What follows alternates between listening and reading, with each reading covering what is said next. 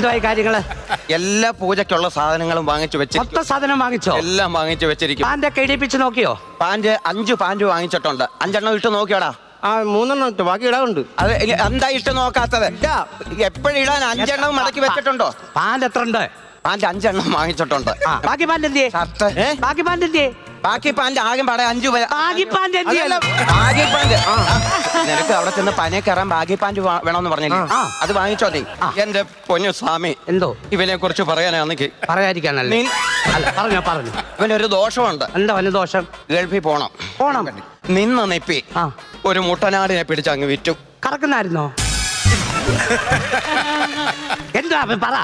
എത്ര വർഷമായി ഈ ഫീൽഡില്? 35. അത് മുട്ടനാടിനെ ഇതുവരെ അറിയത്തില്ല. മുട്ടനാടോ?